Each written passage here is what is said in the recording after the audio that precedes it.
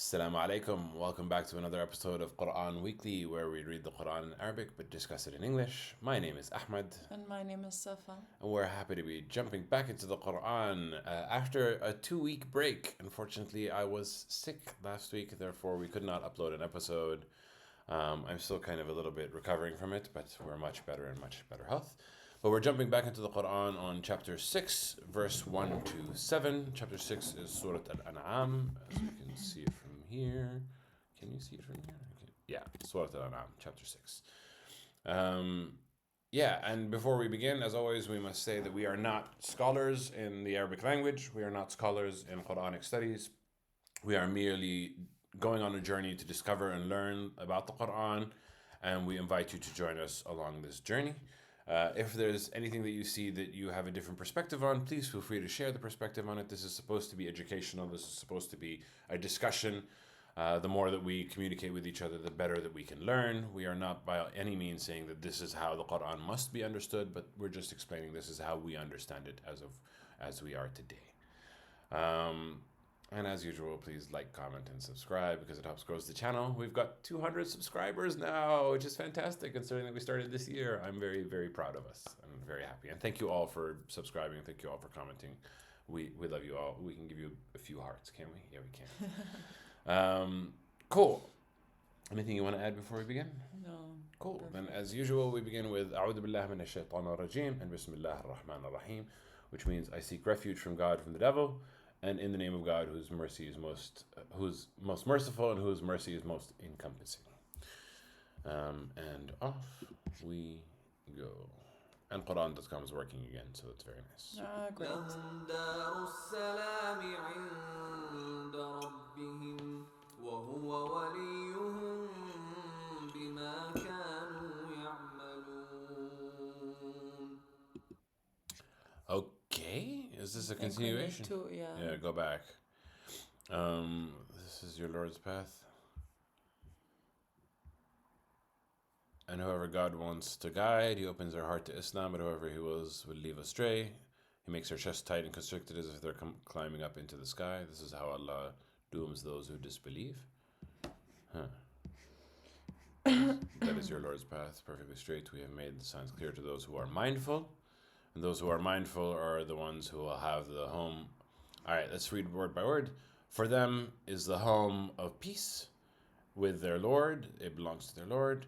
And he will be their protector, their ally, their guard, because of what they used to do. So he used to be a guardian because of what they used to do. Okay. Dar es-Salam feels like it's talking about something specific. In the interpretations, it's heaven. Okay. They just explain it as heaven. But it's literally the home of peace. Yeah. Interesting. So yeah, I mean, it would make sense that they have the home of peace, which is with their Lord, which I can understand the understanding that it's heaven, but I feel like it means something bigger or maybe more, but maybe I'm overcomplicating it. Okay. And he is their protector because of what they used to do. Pretty straightforward. Yeah. ويوم يحشرهم جميعا يا معشر الجن قد استكثرتم من الإنس وقال أولياؤهم من الإنس ربنا استمتع بعضنا ببعض وبلغنا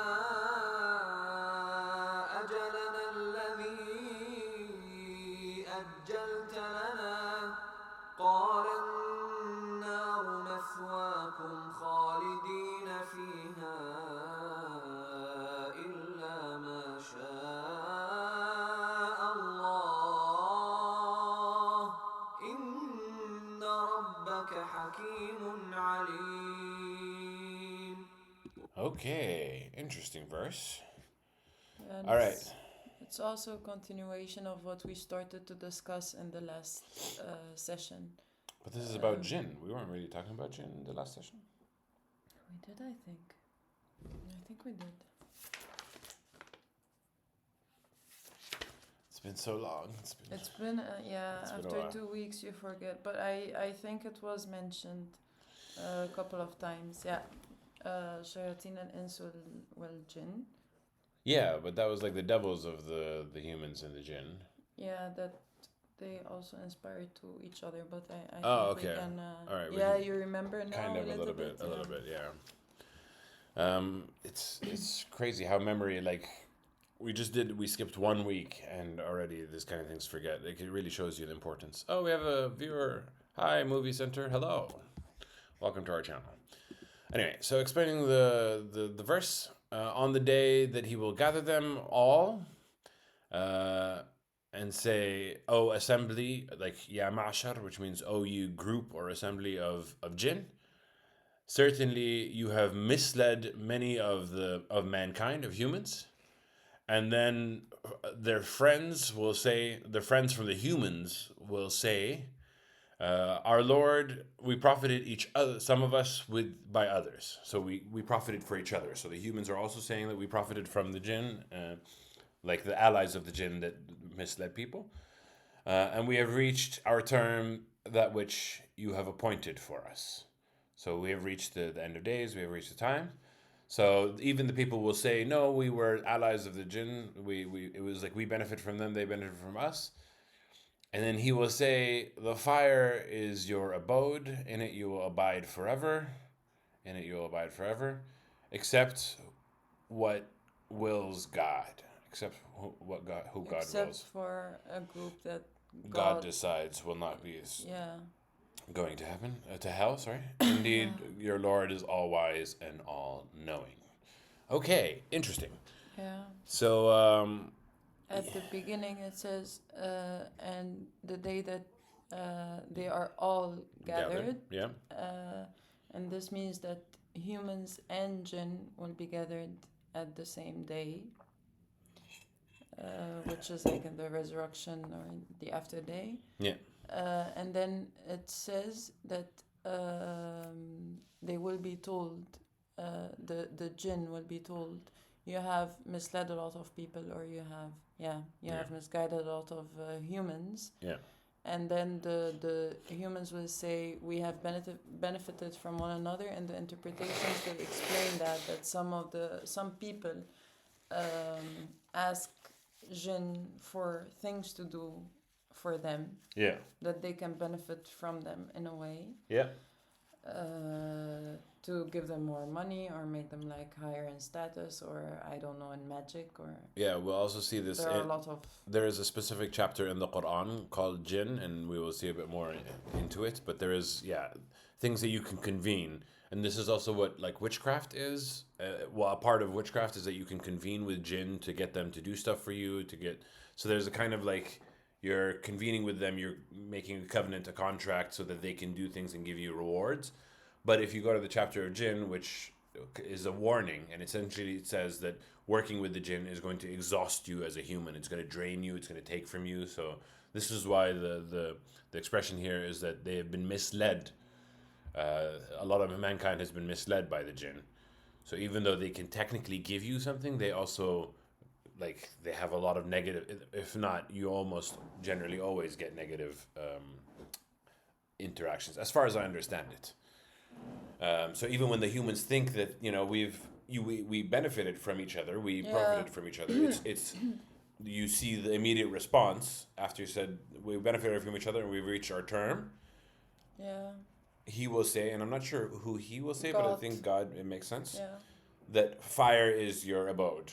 In it you're abiding forever, which is like, you think that you've profited from each other, but really all you've gained is the hellfire. Yeah. So I understand the ban on witchcraft, Yeah. but And I also had a question, because you can understand how humans benefit from jinn. Yeah. But how do jinn benefit from humans? Because it says like we benefited from each other. Yes. So I think it has to do with the fact that worship is involved, or covenants, or Yeah. like there are certain things that you need to do for the entities, like sacrifices, like energies, and there's energy in those type of things, and that energy can maybe feed into the jinn. So there's some Yeah. form of energy exchange. Humans are very pivotal. This is also why prayer is so important. It's like, where do you direct your energy? Where do you direct your, and this is why worshiping somebody other than God is such a grave sin, because you're putting your energy into that rather than putting your energy into God and yourself, so Yeah. to speak. Yeah. So Makes sense. yeah. So I mean, the message is clear. Your abode is the fire. I've always thought that maybe there's a way to work with the jinn that doesn't seem destructive, but here it seems to be very clear that, yeah, if you work with the jinn, even if you gain benefits, you're going to the hellfire, which is maybe not a good place to be. Yeah. Cool. Anything else or next one? No, let's go. وكذلك نولي بعض الظالمين بعضا بما كانوا يكسبون. All right, and another example of that, and this is how we make friends or allies. Some of the wrongdoers with some of the others.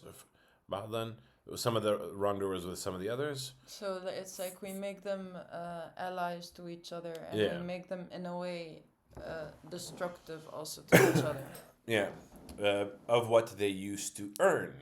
And here again, it talks about like anything that you kind of gain, which is temporary, you lose in terms of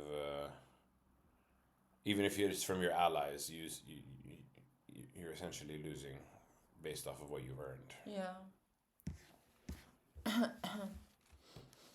يا معشر الجن والإنس ألم يأتكم رسل منكم يقصون عليكم آياتي وينذرونكم لقاء يومكم هذا قالوا شهدنا على أنفسنا وغرتهم الحياة الدنيا وشهدوا على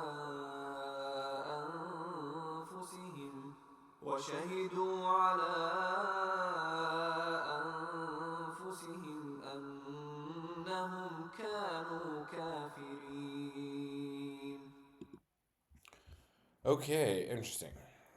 Assembly or communities or groups of jinn and humans. Was it not brought to you messengers from among you, relating to you my verses and warning you of the meeting of your day, the meeting of this day. of this day. This they will say, we bear witness on ourselves, and we deluded ourselves in the life of the world around us, and they will bear witness against themselves that indeed they were disbelievers. So a couple of things here that we're kind of seeing very interesting. One, the first interesting thing that pops up to me is we know that there have been messengers for humans. Yeah. I didn't know that there were messengers for jinn. Yeah. That's pretty interesting. It can mean that it's messengers for jinn as well. Yeah, because he said, Yeah. people of jinn and messengers and humans, have we not come to you messengers from among you? Yeah. So I would assume that this also applies to the jinn, because that's how the sentence structure works. Yeah. Telling you my verses or my proofs, but my verses is a bit more clear. Because also in Surah Al-Jinn, later on in a later chapter, it does say that some jinn heard the Quran and immediately believed and immediately became like believers, and they started worshiping God and they started having good faith. This is actually the other question that I got when I read this, because it says they read to you my verses, and I was wondering if it's the same verses that we are reading. It is. Yeah. In the chapter, we'll read it a little bit later, but I read it because I was interested in jinn. It says that some of them immediately, as soon as they heard, they believed, and they started, like, of the jinn, there are Muslims, so to speak, people who have submitted themselves to God and believe and go forth. So it's which is why, like, this is where my confusion comes from, because I'm like, if there are believers of the jinn, then wouldn't working together bring good? I think that the believers of the jinn would not contact the humans. Why? I don't know. But I think that, I'm not sure why I think that, but it's just like, it seems like the jinn who would offer to help humans would be, in a way, like you said, because what would the benefit be for them? Yeah. It would be for them to be worshipped or something, which is against what God wants. Completely. So I think that the contact itself between jinn and humans is, in a way, not right. Yeah, and this is what these verses are kind of telling us. Yeah. And they're telling us that you can work together, you can gain some benefits, but it will be to your downfall. So if a believer jinn were to read this, they would not contact humans, and if a believer human were to read this, they would not contact jinn. Yeah. So it seems to be interesting that we kind of have to keep a separation of the two. Yeah. And another interesting thing that I thought when I was reading this is that it's talking about something that will happen on the day of resurrection, but it's in the past tense, if you can see it. And in a way, it made me think of the previous verse we read, that everything is written on like a board, and that God already knows everything that will happen until the end of days. Yeah. And it's like, it's in the past tense, Yeah. even though it's something that will still happen. You know what? Get the... Yeah. And they will testify against themselves that they were disbelievers. Yeah. Yeah. They testified. Shahadu ala anfusihim means like they testified on themselves. Yeah. This is what I find very interesting, is that it's all in the past tense. Yep. Cool. Interesting. Yeah. Nice discussions.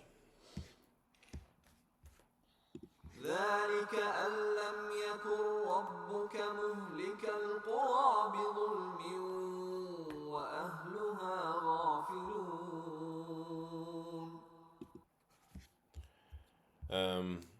That is because it was not for your Lord to destroy cities or villages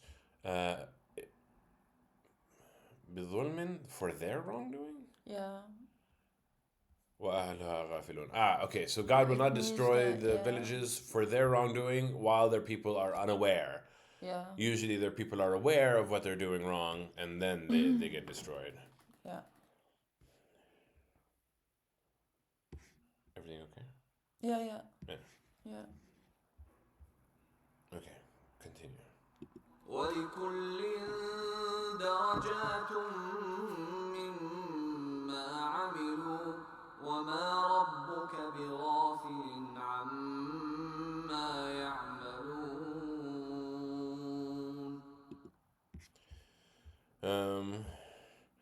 And for all degrees for what they did.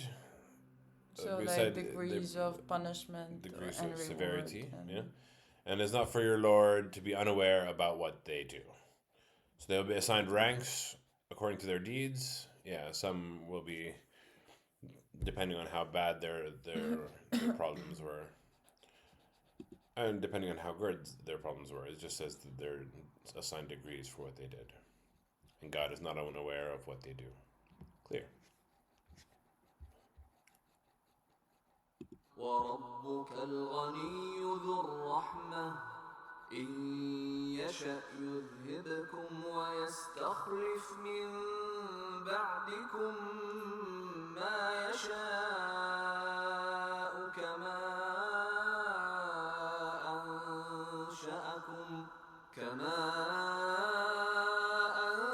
أنشأكم من ذرية قوم آخرين. Okay. And your Lord is the self-sufficient, which also can mean the rich, but yeah, when you talk about the ones who are rich, they don't need anything, so self-sufficient is an accurate description. The possessor of mercy. If he wills, he can take you away and grant succession from after you, whoever he wills. The same way as he raised you from descendants of people that are other. So here it's talking about the temporary placement that we have in the world, and if God wants, He can replace us with another set of people, and just as He produced us from the offspring of others. Yeah. Talks about God's immortality versus our temporary existence. Yeah, and when it says at the beginning God is rich or self-sufficient, meaning that He does not need the people that were created. Yeah. And then it comes after it that some people are just destroyed or they just don't exist anymore, like complete nations, and other peoples come after them. Yeah, just like we came after people before us. Mm-hmm. Yeah, clear. إنما توعدون لآت وما أنتم بمعجزين.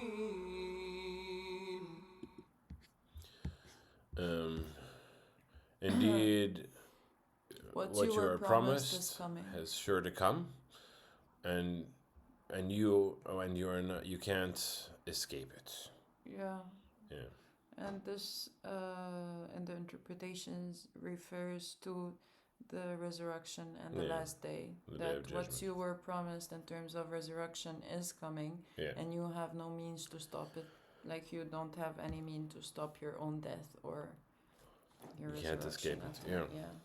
Yeah. قل يا قوم اعملوا على مكانتكم إني عامل فسوف تعلمون من تكون له عاقبة الدار إنه لا يفلح الظالمون. Okay.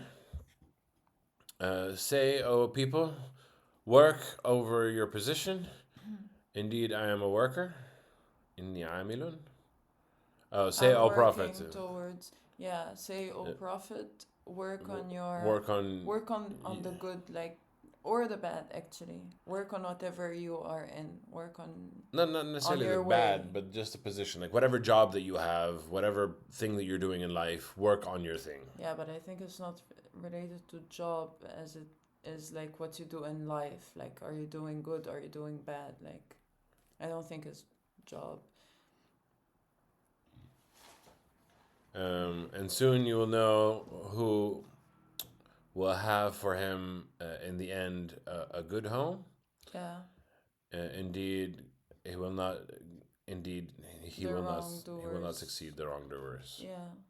So, yeah, this is why I think at the beginning it says, like, work on whatever you are working on, whatever you are. If you're good and you're doing good, work on it. If you're bad, just do what you're doing. And at the end you will know who will have the good ending. And here it says in Ya'amal, meaning that also the Prophet is saying, I'm also working on my way. Like, I am also working on the good way. But that's why I think of it as jobs and professions. I think of it as whatever your task is to do in life, do that task as best as you can. Because like if you take a job and you like forget job, think profession, think preaching, think being a family member, being a parent, do the work that you're doing, and you can do it either well or you can do it in a negative way. But the job does not, whatever is your profession, you can go to heaven. It doesn't decide who goes to heaven. The thing is, here it says, and you will know, like, work on this, and then you will know who will have the good home at the end, like, after you die. That's not related to your job. It's related to the good you do, whatever your job is. So it's not about the job, but it's about what you're doing in life. Yeah. Yeah, so like I don't mean like job as in your profession, but I mean like whatever you're doing in life, do it good. Because there's ways that you can be lazy, cheating, stealing, evil, and like there's lots of negative ways that you can do the same work, and there's lots of positive ways that you can do the same work. Yeah.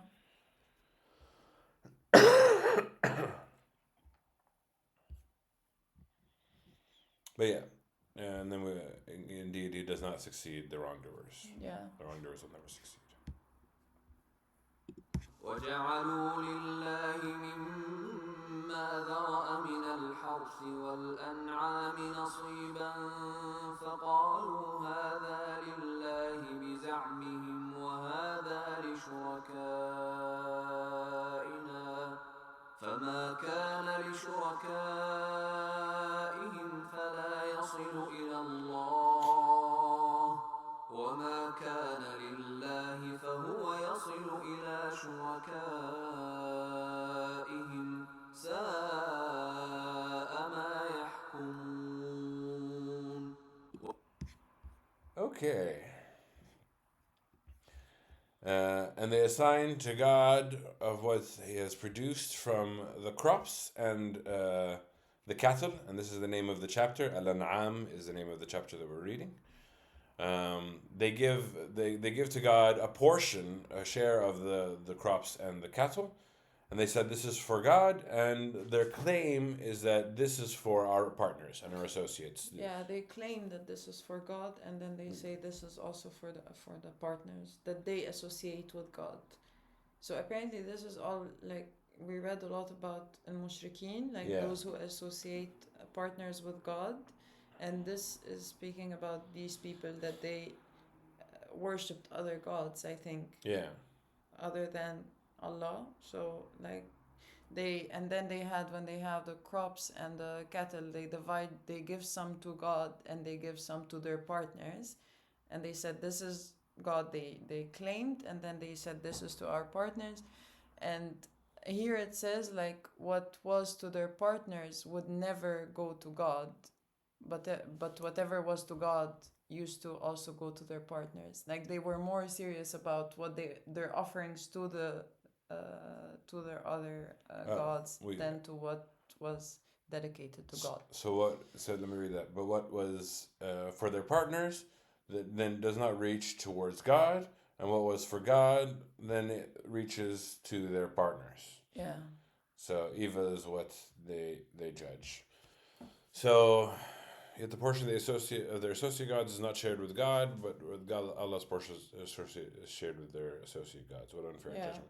And this kind of makes sense in tying with the Jinn, because this is also the concept. I mean, it's not explicitly stated, but this is what I understand from it. When they worship something other than God, they're usually referring to Jinn. Okay. That's what I understood. It's not explicitly mentioned, but it's like the entities that exist beyond our realm of perception and vision and interaction, but they kind of reach them through the realm of dreams, channeling, visions. And that's why it's kind of like when they say associated partners with gods, they're associating Jinn with gods, but this is my understanding. It's not explicitly mentioned. Yeah.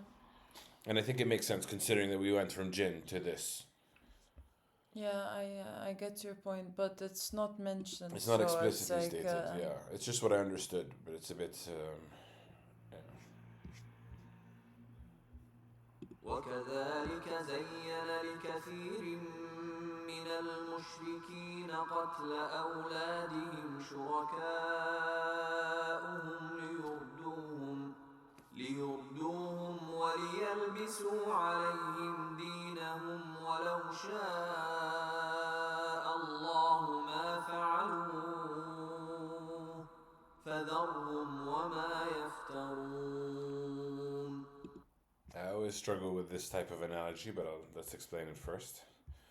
And likewise, it has been made pleasing for many of them, of the polytheists and mushrikeen, that's the word that you were just referring to, the ones who associate partners with God, that it was designed for them or made appealing to them to kill their own children and their partners, so that their partners may ruin them and make confusing for them their religion, so that their partners can confuse them and make them stray away from the religion. And this is the part that I struggle with. And if God had willed, then they would not have done so. They would not have done so. So leave them about what they invent. Yeah, I just want to say something that here شركاؤهم is coming very late in the sentence, so it's actually وكذلك زينا شركاؤهم, like, so it means like the associated partners, the other gods, make it appealing to humans to kill their kids. Do you know what I mean? I know what you mean, but I'm confused why you're. Yeah, their partners made. The partners made it appealing to them to kill their own children, because if it comes at the end, it can be it can mean a different thing. But it's good it's clear to you. No, I understood. Their partners made it clear to them to kill their children, so that they may ruin them and make confusing for them their religion. And of course, at a certain point in time, people used to kill their children. And it was mentioned in one of the interpretations that the Arabs specifically used to also kill their daughters at birth.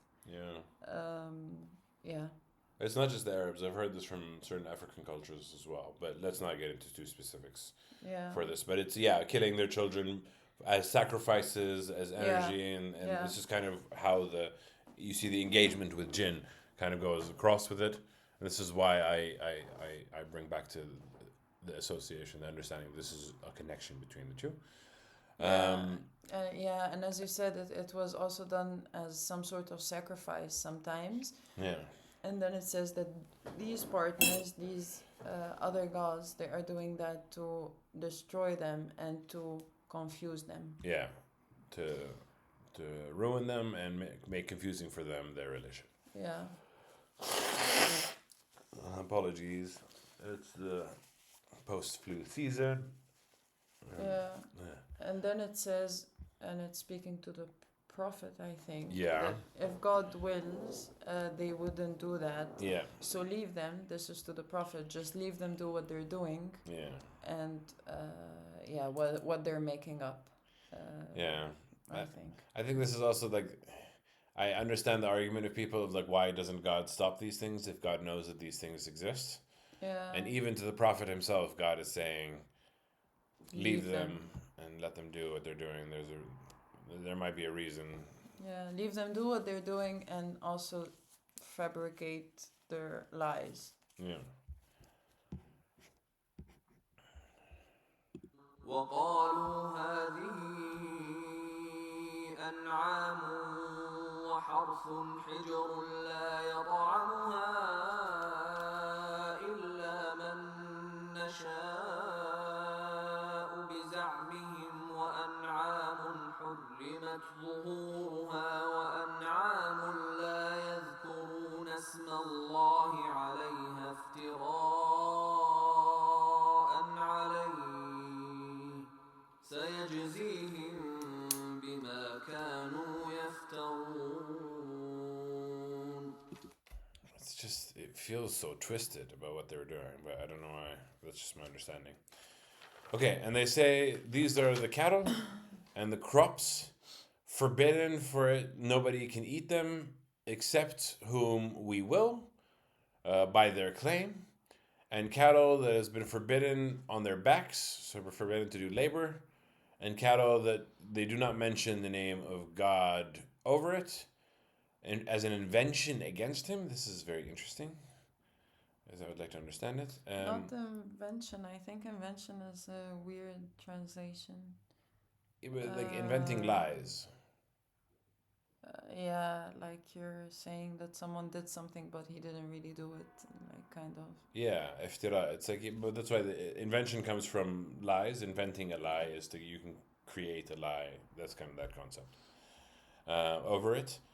And he will recompense for what they used to invent. But I don't quite understand that falsely attributing lies to him. Some other cattle are exempted from the labor and others are not slaughtered. Because they used to say that this is what God ordered. Okay. All right. Okay, that makes sense. So they used to say these are crops and these are animals that are forbidden for some people to eat, and forbidden for people, and others that are forbidden for people to ride or to use. And these are things that they were saying God wanted it to be this way, but it's not just, what. They're just lying. Okay, and they will recompense for what they used to invent. Okay. Cool. Clear. وقالوا ما في بطون هذه الأنعام خالصة لذكورنا ومحرم على أزواجنا وإن يكن ميتة فهم فيه شركاء سيجزيهم وصفهم إنه حكيم عليم. Okay. Seems very complicated to me, but I'll take it step by step. And they say what is in the wombs of these cattle are exclusively for our males and forbidden on our spouses. But if the womb or whatever's inside the womb is dead, then they are all in it partners. Yeah, so if it is born dead, let's say. If it's born dead, then they can all eat from it. Yeah. And he will recompense their attribution or what they come up with. Indeed, God is all wise and all knowing. Yeah, this seems like very political and very specific towards the time of the prophet, of what they used to do. That the offspring of this cattle is reserved for our males and forbidden to our females, but if it's stillborn, they may all share from it, and he will repay them for their falsehood. Surely is all right. So in this verse and the previous one, it's things that used to happen at that time. Yeah. That they used to kill the cattle,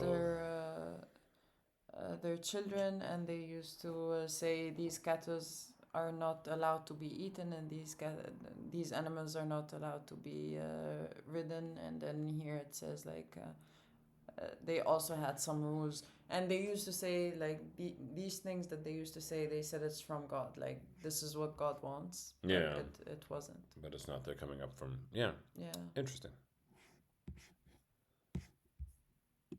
قد خسر الذين قتلوا أولادهم سفها بغير علم وحرموا ما رزقهم الله افتراء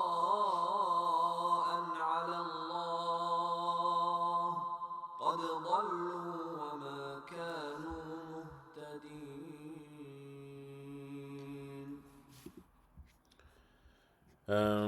Okay. Certainly there are lost those who killed their children in foolishness without knowledge, and they have forbidden what has been provided to them from God, inventing lies over God, and certainly they had gone astray, and they are not the guided ones. Yeah. This is kind of like the summary of everything that we've been talking about. Yeah, this is kind of ties it all in. And this whole section was about Jinn and the description, so I think that, for me it makes sense to connect the two, but let's leave it as it is. Yeah, I think what's very interesting about reading the Quran is that you can understand it in many ways. I understand that you made that connection, but for me, I didn't make that connection. When I was reading these verses, I didn't think that this was related to Jinn at all. No. I was thinking like, okay, these people used to do it this way and they used to say that. I didn't think that there is any link to Jinn. It's possible that there's not. I'm not saying that there is, but it's just this is whenever I think of animal sacrifices, worshipping other gods, even children sacrifice. It kind of falls within the theme of I was inspired by something. Yeah. And that's why Jinn it is comes possible. to mind. It is possible. When you said it now, I understand why you thought of it this way. But honestly, when I read it the first time, I didn't make that link. No worries. But on to the next section. Yeah. وهو الذي أنشأ جنات معروشات وغير معروشات والنخل والزرع مختلفا أكله والزيتون والرمان متشابها وغير متشابه كلوا من ثمره إذا أثمر وآتوا حقه يوم حصاده ولا تسرفوا إنه لا يحب المسرفين. Okay. Completely different direction at this point, but nice. Yeah. And he is the one who produced gardens that are, I like the translation, cultivated and uncultivated, or wild, cultivated and wild. I think that's kind of interesting. And the date palm and the crops that are diverse in tastes, and the olives and the pomegranates that are similar and that are other that are not similar. Some that are similar, some that are not similar. And it's saying eat from its fruit, that when it bears fruit, and give its due the day that you of harvest. That's a bit interesting. And pay the dues in the It's day. referring to zakeh. Ah, I okay. think. Like, Pay the dues in terms of harvest. yeah. Yeah. Zakah, which is the paying alms tax, which is giving a portion of your harvest to the poor and the needy. And do not be extravagant. Indeed, he does not love the ones who are extravagant. And extravagant isn't the right word, but the ones who kind of waste. They waste a lot. Yeah, waste is. And in the interpretations, it mentioned that it's also on yourself. Like, if you eat, do not eat a lot. This is also kind of falls under the same word. If you eat, don't eat a lot. If you give away, don't give a lot. Like, don't do everything to the extreme. Excess. Be moderate in a way. Okay. Okay. Yeah. Here it's talking about the wonders and beauty of vegetation and plants and the beautiful things that we have in the world that are delightful and tasty and good. ومن الأنعام حمولة وفرشا كلوا مما رزقكم الله ولا تتبعوا خطوات الشيطان إنه لكم عدو مبين. Interesting. And of the cattle, al-an'am, that word again, the name of the chapter, there are some who can carry a burden and some that are for meat. So some that can do work and some that can be eaten. So eat from what has been provided for you from God, what God has provided for you and made lawful for you. And do not follow the footsteps of the shaitan, which is the devil. Indeed, he is to you an enemy that is open. And I think this kind of harkens back to the Garden of Eden, the concept of eating the forbidden fruit versus eating what has been made lawful for you. And we've seen what has been made lawful for you earlier in the chapters. That's what you should kind of follow, like what is good for you, and you shouldn't eat what is not good for you. I gotta tell you, not eating bacon in Amsterdam is a challenge because it's like everywhere. It's in like the pastas and stuff like that, in like the easy made meals, like even like paella. And they have like small specks of yeah, meat. But of course, if you don't want to eat it, you cannot. Yeah, I know. You can avoid it, of course. And I am avoiding it. I'm just saying it's so plentiful. It's like there, and sometimes I'm like, oh, I just wanna have a little bite. But that's what. For me, it's not that difficult, to be honest. I don't find it difficult to not I think because I was eating pork. Because there are so many options. Like, you don't have to. Yeah, but when you go to like someone's house and they've cooked something and then it has different. And then it has bacon and you're like, okay, well, I can't have that.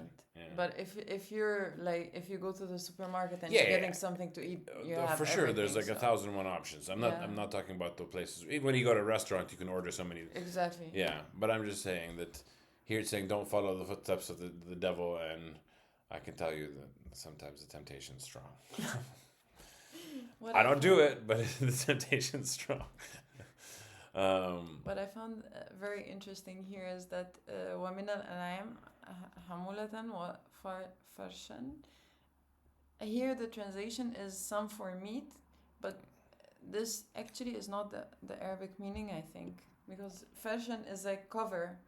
And it was explained when I read the Arabic explanation, is that from some animals they can also make like from their hair, clothing, and so like wool. Yes.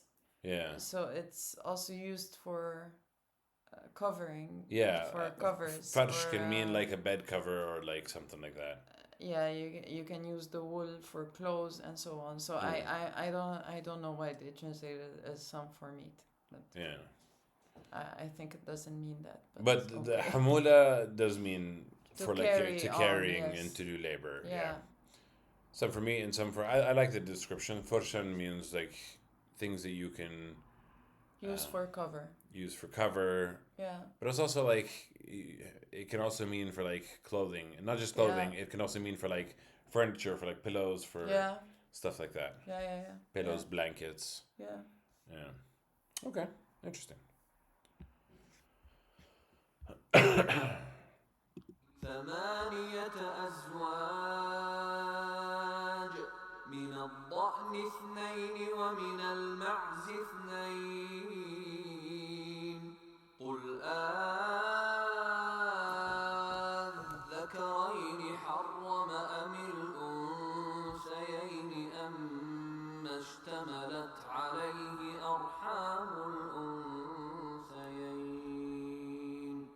نبئوني بعلم إن كنتم صادقين. So this goes back to that discussion of what was been made lawful and what hasn't been made lawful. Yes. But here, the translation is a bit strange because it says 8 pairs. Yeah. But here it's saying 4 pairs because it's saying... wrong. Yeah. And it's like, it's very strange. It's the same as fashion translated into meat. Like, yeah. It just doesn't mean meat. And here 8 is like, it's 8. It's not 4. Yeah, so I think the way that they understood it is that a pair includes 2. So when this is 1 of the pair, 2 of the pair, 3 of the pair, 4 of the pair. Like I can kind of understand that 8 divided by 2 equals... Yeah, but it says 8 pairs. Yeah, I agree. I completely agree with you. I'm just trying to justify why they translated it to 4. It's strange. But I completely agree with you that it says 8 pairs. Yeah, and then they translated it 4 pairs. Like. Yeah, and the reason why they translated it is because then it goes into and of the sheep of 2 and of the goats 2. Yeah, and I think it's very confusing here because I think what it means like there are 2 pairs of the sheep and 2 pairs of the goats. Yes. But then I think they thought it's like from the sheep there are 2, like 1 pair, and from the goat there are 2, which is 1 pair. No, but if you get two pairs of sheep and 2 pairs of goat, that's 8 pairs, right? Yeah. Well, 2 pairs of sheep, 2 pairs of goat, 2 pairs of sheep. 2 pairs of sheep, 2 pairs of goat. That's 8 units. 8 pairs. But it's not 8 pairs. It's 4 pairs. Ah. But it looks that's where the confusion is coming from. Ah, okay. So like I got what you mean. So they put it like there are 2 of the sheep and 2 of the sheep and 2 of the goats to a total of 8. Ah. 8 of which are pairs. It's not 8 pairs. So then it would be 4 pairs. Yeah, so that's how they translated it, which like I can kind of right. understand it, but it's not right, I think. Yeah. I think what it means here is that there are 8 pairs, 2 pairs of the sheep and 2 pairs of the goats, and actually I read somewhere that there are really like 2 different kinds of sheep and 2 different kinds of goats. And the point here is what they used to say, that they used to forbid some of these animals. Yeah. Say the 2 males have been forbidden, or the 2 females, or of what contains in it their wombs, or what's inside their wombs, that they kind of reference to the dead wombs before, or if they're stillbirth. The 2 females. So then inform me of what, with knowledge, if you are truthful. Yeah. So this is kind of like a challenge, a test to all the people at the time, saying that this is lawful and this is not lawful. Yeah. And it's like, what does it all mean? Oh, you're a bit off camera. Yeah, so it's kind of like a challenge to that specific period. Yeah. Interesting. ومن الإبل 2 ومن البقر 2 قل الذكرين حرم أم الأنثيين أما اشتملت عليه أرحام الأنثيين أم كنتم شهداء إذ وصاكم الله بهذا فمن أظلم ممن افترى على الله كذبا ليضل الناس بغير علم إن الله لا يهدي القوم الظالمين.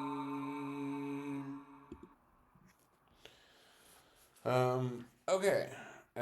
Here we see the other two pairs. Yeah, it's the same as the previous one, but for the camels and for the camels and this. So, and of the camels 2, and of the cows 2, and here it could be 2 pairs, the way that it was described before. Say the 2 males have been forbidden, or the 2 females, or what contains in it their wombs of the 2 females. Or were you witnesses when wasakum Allah, God inspired you, or give you His commandments, gave you His will, gave you His command. With this, then who is more unjust than those who invent over God lies and to mislead the people without knowledge? Indeed, God does not guide a people that are doing wrong. So yeah, we see the same example, but just with a pair of camels and a pair of oxen, or a pair of cows, and it is the same. It's asking the same question. So same. what is forbidden for you? Is it the males or the females, or what was in the wombs? What is in the wombs, and where did you get this from? Like, were you there when God mentioned this, or gave you a will, gave you this order? Yeah. Yeah, and then it says who is most who is more unjust? Yeah. Than those who say lies on those God. Who invents lies on God. And God does not like a people that are doing wrong. Yeah, very clear. قل لا أجد فيما أوحي إلي محرما على طاعم يطعمه إلا أن يكون ميتة أو دما مسفوحا أو لحم خنزير فإنه رجس أو فسقا أهل لغير الله به فمن اضطر غير باغ ولا عاد فإن ربك غفور رحيم. I didn't know that it repeats the forbidden, but nice and good to know. Anyway, it says, say, I do not find in what has been revealed to me, or has been inspired to me by God, to me anything to be forbidden to the eater who eats it, except that which is the dead meat. So if you find cattle that's already dead, you're not allowed to eat it. Or the blood, you can't have the blood of the masfuhan that is poured. Yeah, that means like the blood that spills when you kill the animal, like when they slaughter an animal, there's blood that comes out, and you're not allowed to eat the blood. Yeah. Or the flesh of the swine, pig, for indeed it is filth. Or disobedience for ahlan, like it was ohila, dedicated, or disobedience. It was, or anything that was dedicated to other than God in it. So anything that was killed in the name of something else other than God. But whoever is compelled, then he or not desiring and not transgressing, then indeed your Lord is oft forgiving and most merciful. Yeah, and I think this was like there was another verse that we read where it was mentioned the forbidden, the things that you're not allowed to eat. Yeah.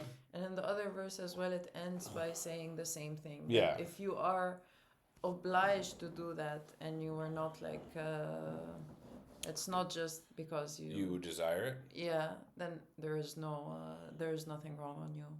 Yeah.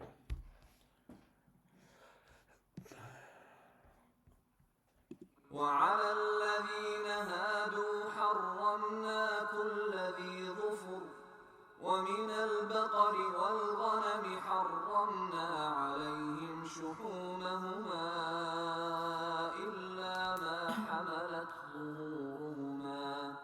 إلا ما حملت ظهورهما أو الحوايا أو ما اختلط بعظم ذلك جزيناهم ببغيهم وإنا لصادقون.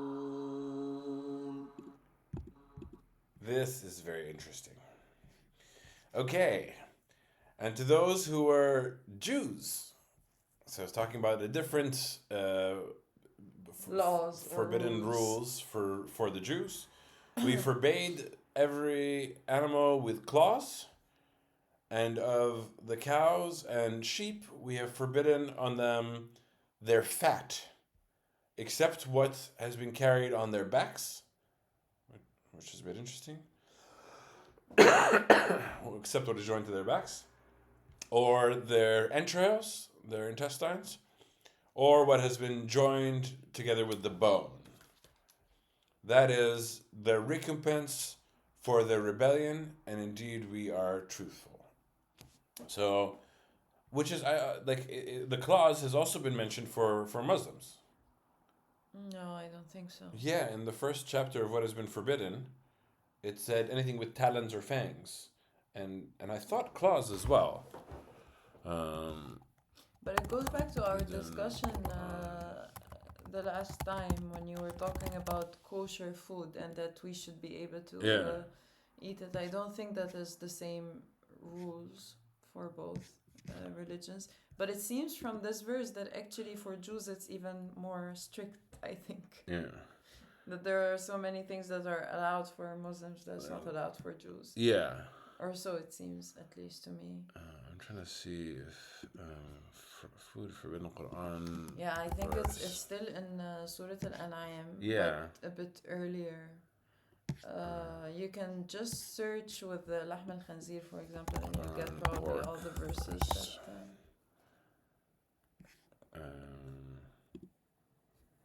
Okay, it's 5:3. It's the previous chapter. Okay. 5:3. Yeah, Al-Ma'idah. Ah, yes. Okay.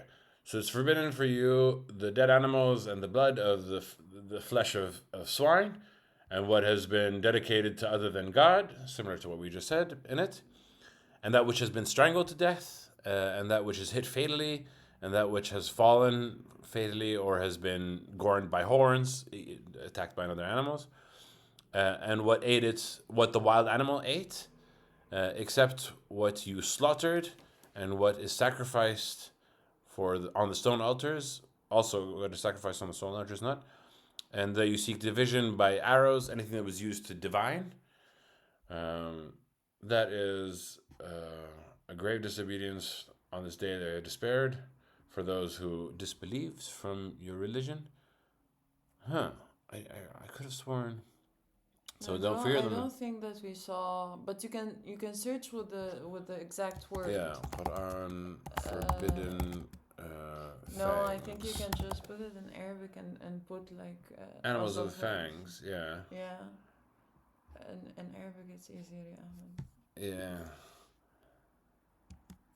But it's a bit Quran verse forbidding fangs. Just search for the word itself. What is the word? Can you go back to where we were? Here. Dhafar? But it's not dhafar. Yeah. Isn't that what you're searching for? But it's not. I remember it not being this word. Ah, okay. So I thought it was over here.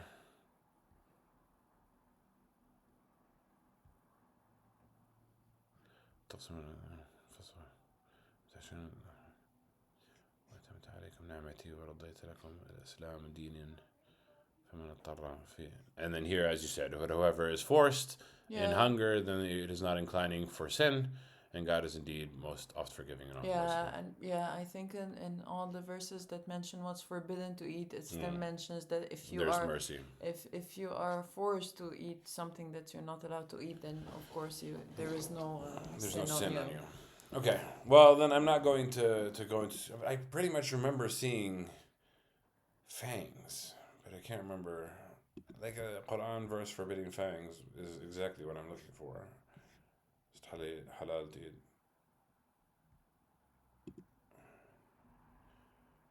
Sorry for the long discussion, but it's kind of important. Islamic law we know is halal. Thank you for the question. To answer whether fang can consume the law of origin, as long as there is no argument that prohibits the law, then the law is lawful. Everything that is forbidden in the Quran and Hadith is definitely punished. I don't think an Hadith is definitely punished as haram, but let's not get into that discussion. That's what applies when it comes to the law of eating fanged beasts. The scholars that explain the fanged animals are referred to in Hadith. Yeah, it's not in the Quran. Interesting. Let's not get into that discussion. Let's keep it to what we're reading at the moment. It will take a long time if we really want to. Dive into that. Yeah. Okay. If you know more about this, please feel free to put a comment in YouTube. We're happy to kind of pick it up, and we'd love your perspective on it. Thank you. But yeah, here the thing that we're reading from this verse is that for the Jews there seems to be a stricter diet regimen than what we have, which is a bit interesting. I even heard from a Jewish friend that they're not allowed to mix yogurts and meat. Oh. And I think if we look at this, it talks about fat. They're not allowed to mix fat with meat, which is now this makes more sense to me. I was like, why aren't you allowed to eat yogurt? But here it's saying of them they're fat, so it's talking about the animal fat. But is yogurt not animal fat? No. It's a form of fat. From milk. Yeah, which is from animals, which is a form of fat. It's yogurt is still considered a form of fat, is it not? I don't know. Is yogurt I don't know. fat? Yeah, total fat amount. It is a fermentation. Is yogurt considered fat? This is the first question here. People also ask. The fat content can range from 0.4% to 3.3% in more full fat yogurt. Yeah, it has fat, and it is from animals. So I understand why they don't eat dairy, because they're not allowed to. They're not allowed to eat yogurt. Yogurt with food, with meat.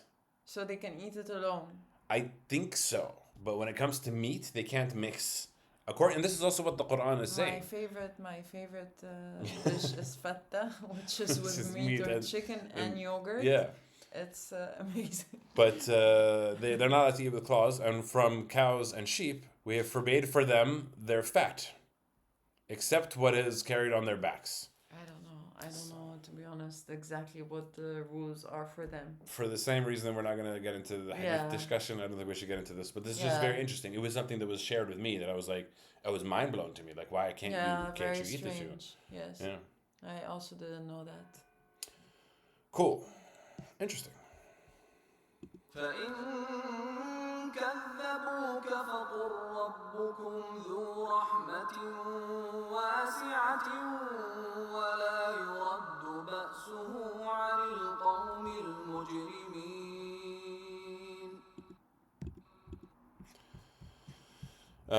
But if they deny you, then say your Lord is the possessor of mercy and vast, whose mercy is vast, and he will not be turned back. His wrath will not be turned back. His strength.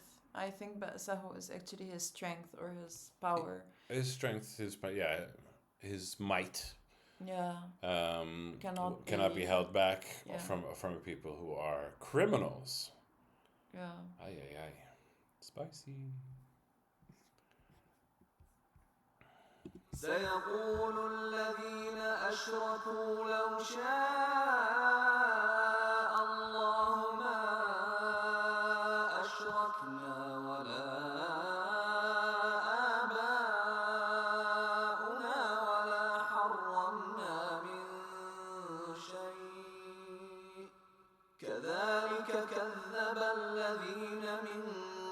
قبلهم حتى ذاقوا بأسنا قل هل عندكم من علم فتخرجوه لنا إن تتبعون إلا الظن وإن أنتم إلا تخرصون. Okay. And this is kind of the issue that I had before, and that I kind of worry. The disbelievers, the ones who associate partners with God, will say it's different than the disbelievers. Yeah, the ones who specifically associate partners with God, sure, will say, if God had willed it, then we would not have associated partners. Yeah. Nor would our forefathers, and nor would we have forbidden anything likewise. They denied those from before them until likewise. Okay, likewise those before them denied. Those before them lied. Yeah, lied. I like that better. Yeah. Lied until they tasted our wrath, our might, our strength. Say, it is with you. Do you have knowledge? Do you have knowledge? Is it with you any knowledge? Then produce it for us. If you have some knowledge, then produce it for us. You're just following your own doubts or your nothing own but guesses. Assumptions. Yeah, all you're really following is guesses, and indeed you are nothing but guessers. Guessing. You're doing nothing guessing but or lying. Guessing or lying. Think. Yeah. Yeah. So here the people are saying, if God had willed it, then we wouldn't have been polytheists. Yeah, we would have been believers. And they kind of give up the control. They're kind of saying like, oh, it's God's choice that we didn't do this. Yeah. Whereas God is saying clearly, like, the only thing that you're following is the guesses of your people, and even you're guessing yourself. You don't really know, but you're guessing. Yeah, it kind of it puts the power of choice back at the people. Not saying that it's God's will or not. You also have a choice, and that's what makes a big difference. And then you have a choice to kind of choose the righteous path or your own guesses. قل فلله الحجة البالغة فلو شاء لهداكم أجمعين. See, like, and then it goes straight into explaining that, say that with God is the argument that is conclusive, with God is the concluding argument, and if he had willed, then he would have guided you all. Yeah. Isn't that kind of what they're saying? This is where I'm struggling a little bit. So it's like, here it says God has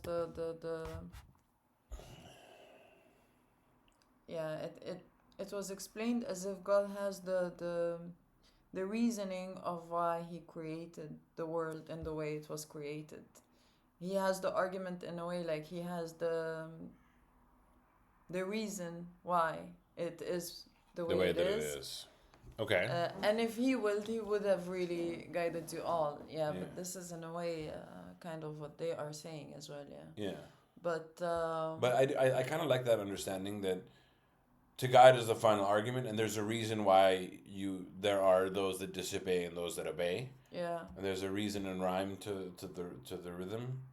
I think this is very difficult to understand anyway, and this is a question that everyone struggles with. Yeah. Like, okay, if God is all powerful and he's capable of anything, then why do I need to do anything? Like, if God wanted me to be a believer, then I would have been a believer, and if I'm not a believer, then this is not God's will for me to be a believer. Then I think it's like very, for me at least, I struggle to understand this too.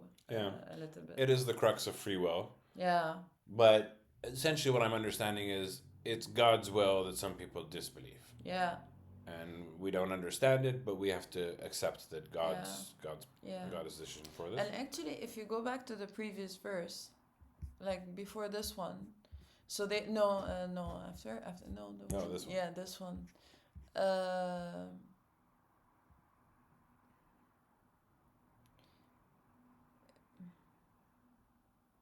Yeah, I don't know.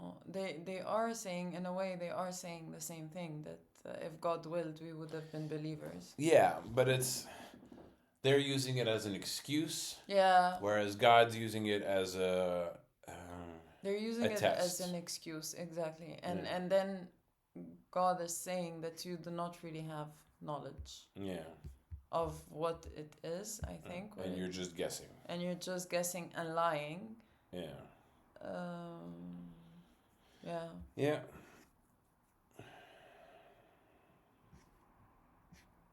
Okay.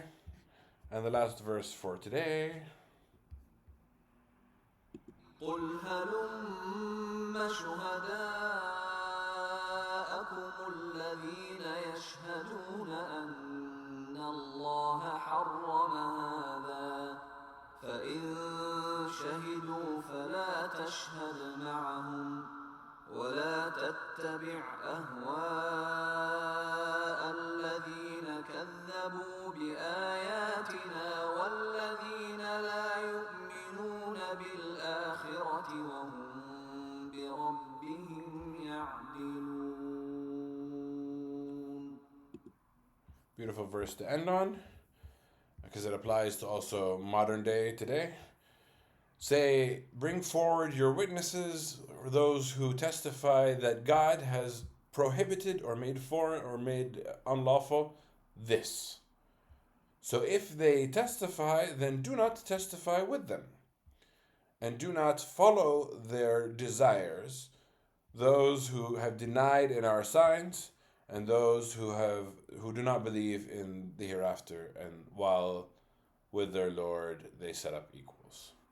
I mean, yeah, this does talk about a lot about the polytheists, but also can understand in a broader sense of those that say God has made forbidden something that isn't from God. Yeah, but I'm interested to know how this is also today. Yeah. As you said that this... Because there are some things that a lot of people mention that is forbidden by God, okay, yeah. but it's not from the Quran, and it's not been mentioned by the Quran. But they're like... Yes. And I don't want to specifically call it out, but there's a lot of times when they you can call witness and you can say that God has made something forbidden, but it's not what God has made forbidden. Yeah. And when we come to the food example, it has been made very clearly in a couple of verses. This is what's allowed and this is what's not allowed, and there's clarity on these topics. Yeah. So if there's not clarity on things that you say that is haram, then don't say it, and I will not testify with you for that. But that's just my own perception. Okay. Cool. Well, that concludes this episode. Thank you for tuning in. As usual, we always end with صدق الله العلي العظيم, which means trusted is the word of God, who's most elevated, most highly regarded, and most grand. And we thank you for watching. As you may have noticed why today our streaming schedule has changed. Now we stream on Sundays instead, and we'll still post it on Sundays, but we'll post it a little bit later than what I used to post before. So the streaming and posting schedule has changed a little bit. We're trying out different things, and we're seeing what sticks the best. But otherwise, see you next week at 12:30 on Sunday, 12:30 p.m. Amsterdam time, Sunday. Thank you, and السلام. Thank you. Bye. Bye.